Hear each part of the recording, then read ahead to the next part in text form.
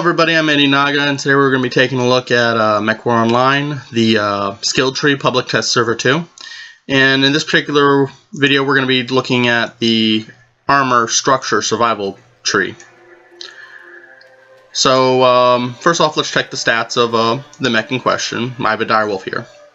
And if you go into, if you're using this layout, which I believe is the column layout, column layout, you can actually go into your whatever thing and it'll actually tell you how much structure you have and how much armor you have max. Now this, for the purposes of this, I just bought this direwolf because it's, you know, unchanged. It's going to be our sample group, our control group.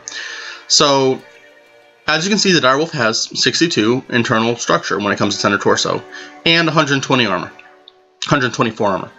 Now because of how armor works, armor to structure, and their relationship in the Battletech games. In most forms of Battletech media, you're going to have the structure is almost always going to be half of the armor rating. That's just how it's always been.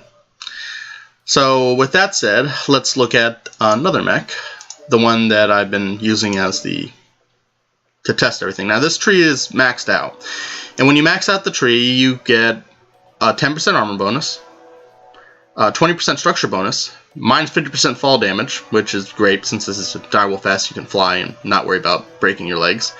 And the new thing they added to this tree since the last public test server is you have a crit chance reduction. In this case, you are 5% less likely to receive a crit on one of your components or ammo or stuff like that. So because we're only getting a plus 10% in armor, but plus 20% in structure, and because structure is always half of armor, we can assume that these bonuses are going to be about the same.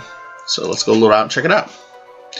So we're looking at structure. We've gone up from 70. Put that there.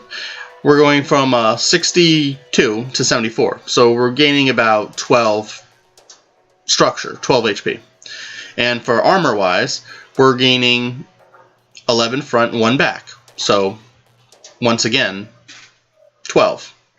Now, the interesting part about how this armor allocation works is if I change these numbers here, like if I go below 10%, in this case 9, then it won't actually give me a piece of armor. It won't actually give me a single point of armor unless I have, you know, at least, stop double clicking, whatever. So if I make this, if I bring this down to, let's say that, and I bring this up to 20, as you can see, getting over 20, 10, and 2. So depending on how your allocation is of your armor, you can front load it all or rear load it, but at least one point is always going to be in the back because that's how the system works. Now, with all that taken into consideration, let's see, we have a 12 bonus pretty much on your armor and structure, so plus 24 HP across your mech's center torso component. Side torso components, looks like we got about 8 here. So we can assume that the structure used to be 42. So we can quickly check that and reference it from the other one. Yes, I changed stuff. Yes, I don't mind. And, yep, 42. So the increase is, you know, across the board. So you're going to see about 16, this is assuming a 100-ton mech without armor structure quirks already. You're going to see about a plus 16 HP per each side torso. That's plus 8 armor, plus 8 structure, and plus 24 when it comes to your center torso. That said, let's go shopping. We're going to want to check Atlas. So I do believe, I want to say it's the K that has the most armor, structure, everything. Yeah, 31. So let's just buy this. I'm going to buy a K to test exactly how much. Yes, purchase. Yes. So select mech. Salt. Actually, that's there. Clearly, this Atlas K is a Viper. Now, that's just a bug that exists on the public test server sometimes, or when you're buying new mechs sometimes. Anyway, so let's check the loadout. Strip it down to all of its skibbies. As you can see, with this Atlas already has a maxed armor. We have 21 in the front for the side torso and 31 for the thing. Once again, the structure has not changed because this Atlas has had all of its structure quirks transmuted into armor quirks. So let's go to skills now and unlock the full tree. I don't mind using the GXP because, you know, public test server, and we don't need that. So we're going to spend about 20 points throughout this entire tree. Also, if you're having trouble finding points, you can notice the ones you haven't unlocked yet because they have this little block thing on top of it. So, yeah, 20 points. Yep, survival. I don't have the 2 AMS overloads. Okay, purchase. Okay, now we go back to loadout, and we see we've gone up from, I believe it was 21 for the side torso to 29 to 22, I think it was. Well, I know that the front was 30. So we've gone up from 31, I believe. If we assume 12 from the dire wolf, we'd all be up to 43. And it looks like we have, oh, 2 more. So it does scale with any sort of armor structure quirks you do already have on the mech. As you can see, we got 12 structures, same as the dire wolf. But because the Atlas has innately more armor because of its pre-existing quirks, instead of getting a buff of 12, it looks like we got a buff of 15.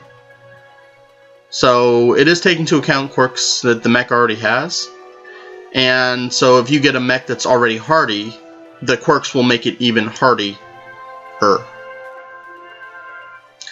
So with that said, that pretty much concludes what we're looking at with the skeletal tree.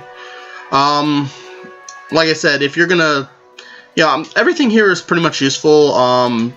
The crit chance is kind of needed to get some of the other hardened stuff. You can probably go around some of the crit chance buffs from this tree, but it's really not going to be a thing. It's going to help you out if you know, people are using crit weapons, which are more effective with the overhauled crit system. Fall damage will help if, you know, you're clumsy and, you know, don't watch where you step on River City or where the airport is or whatnot. But yeah, the structure and armor bonus, because of how they're formulated, will always be the same. To my knowledge, they'll always be the same, at least for the 100-ton assault. For lesser mechs, let's quickly jump down to the smallest mech, Locust. Will that change? Something lost. Okay. And for the Locust, I believe I already have this one maxed out in the structure tree. Yeah. So for this, we're going to go in here. Yeah, actually, let's go in trees. 36 and 26. So it's actually becomes a bit disproportional for the smaller mechs. You'll end up with more structure, it looks like, than armor when it comes to the smaller mechs. But the bigger mechs, they'll be equalized out, so you shouldn't have to worry about that. So with your smaller mechs, you will have more of a structure bonus than you will an armor bonus. And for the Locusts, let's see, loadout, it says I got about 5 armor for the center torso. So let's check, see if